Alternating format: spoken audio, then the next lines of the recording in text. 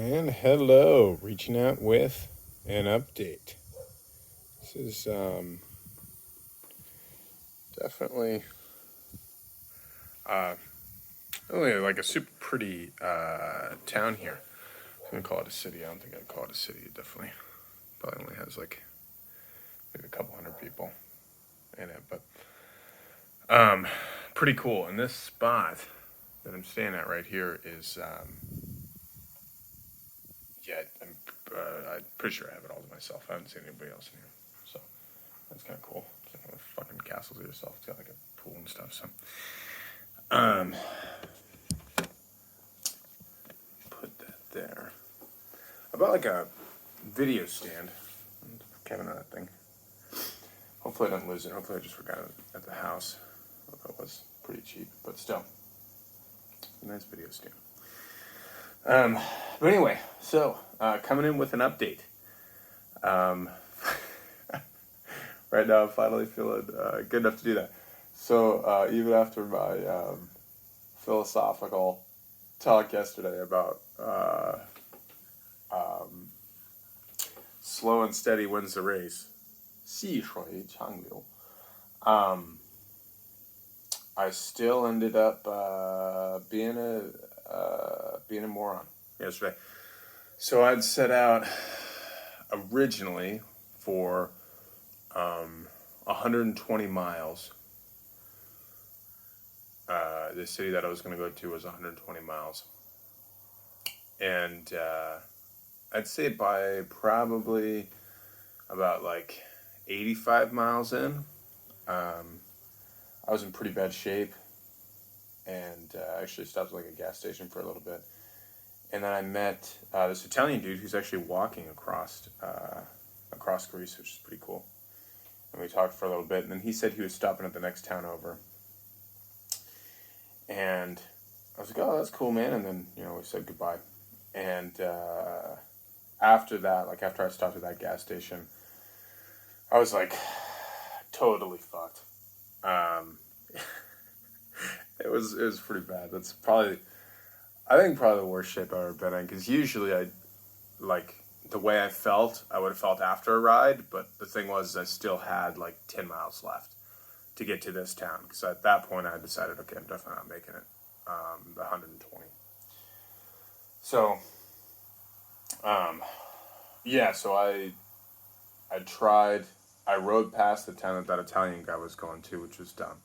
And I realized the reason why I rode past the town that Italian guy was going to is because I knew it was small and it only had one hotel. And my ego wouldn't allow me to stop there and see him because I had told him I was going to the next town over.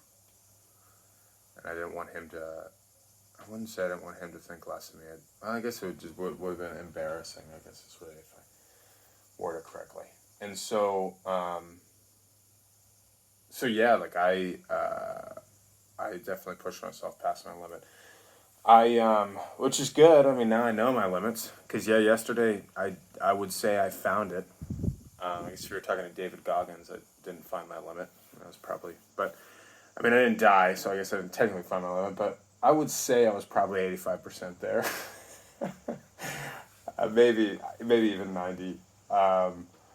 It got to the point where I was like at a tree with a bench, and I was like, I actually just took a nap because I was like so tired, and I took a nap underneath the bench, and then there was long portions of the ride there where every time I breathed in deeply, I felt nauseous, and so I had to breathe in shallow, and so that kind of sucked, and then.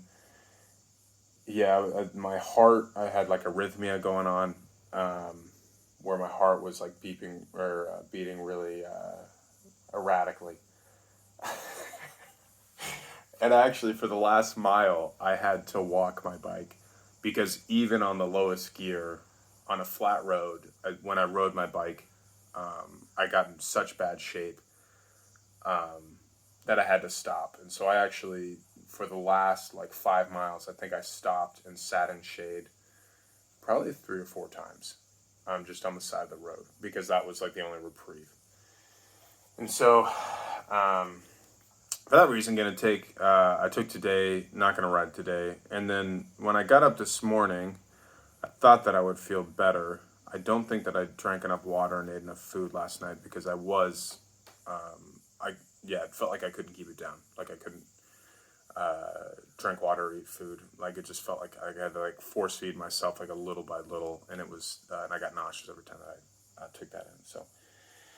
Um, so this morning, I just like walked up the stairs here to take a photo, and then I felt the same way. And it was after you know 2 staircases, I started feeling that same nauseousness when I took a deep breath in, and then like lightheaded and all that. And so I thought that maybe like one day off would be enough. After that, I'm thinking I'm gonna take today and tomorrow off. Um, so So yeah, I'm actually gonna have to get another night in this hotel, which isn't the worst thing in the world. This is a fucking really nice hotel. So yeah, so that's kind of what's going on now. I think the lesson from yesterday. I mean, if I would have just listened to what I said in the morning or remembered that, that probably would have been fine.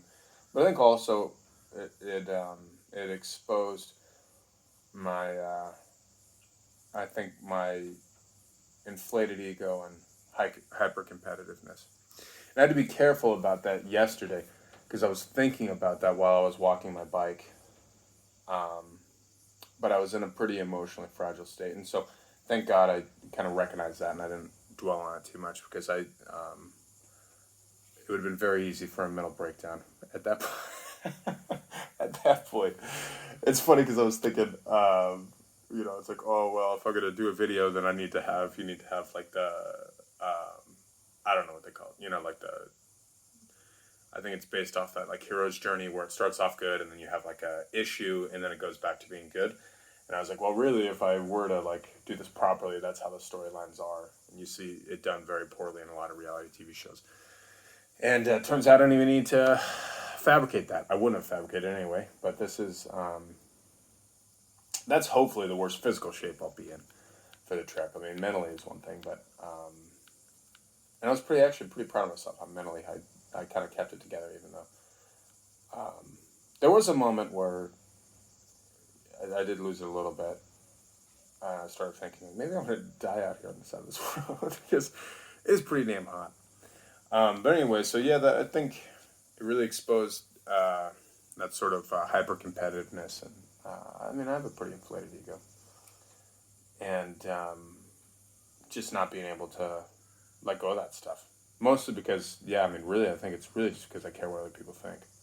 That's really what it comes down to. And I like being I like being better at things that I try than other people.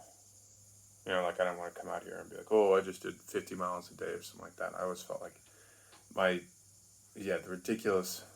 hyper competitive side of me, like anytime anybody's like, oh, I did 40 or 50 miles today. I'm like, it's like, are you really biking? It's like, dude, you might as well be riding with a bunch of middle-aged women on cruisers, But yeah, that's just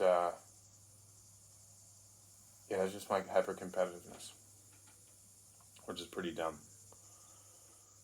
I'm afraid to let go of that, and I've been afraid to let go of that because I think in some ways it has served me quite a bit. So I'm not sure how to handle that, but I'll figure it out. Or if there's any other narcissists out there who have dealt with it, or former narcissists out there who have dealt with it, it'd be nice to know how you guys approach it. So yes, that's pretty much my update for today. Nothing too exciting. Just kind of remembering that initial intention or what have you of like, slow and steady steps. It's like, it's not all or nothing for me anyway. It's like, dude, if I take 2 days off here, I mean, at the end of the day, I'm here to enjoy Greece, and this is a really cool town.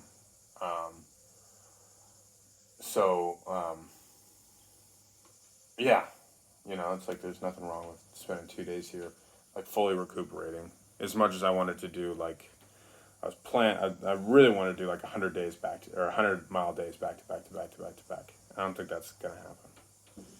So, I made it a good distance yesterday. Really, I mean, if I looked at it objectively, when I was comparing it to 120, it was like, or 124, I think was the total. It didn't like it. I fell short, but really, in reality, it was it was a good distance for sure. I mean, granted, I walked the last mile, but yeah. Oh, here goes my phone. I think that's the sign right there. So I don't know if I'll do one of these tomorrow, as I'm not biking tomorrow, but probably look for one Saturday. So I don't know how to sign off here, but yeah, maybe we'll sign off with another panorama. I'm telling you, it's pretty cool, and there's you can't really see it, but there's a pretty massive mountain behind me. They actually have skiing here, which I didn't know that was a thing in Greece, but they do. You can't quite see it, but yeah, you can check out. I think you can see the pool back there. This place is a pretty nice spot here. Yeah, and all these buildings are, like totally. I guess that'd be mortar, huh? Mortar and rock.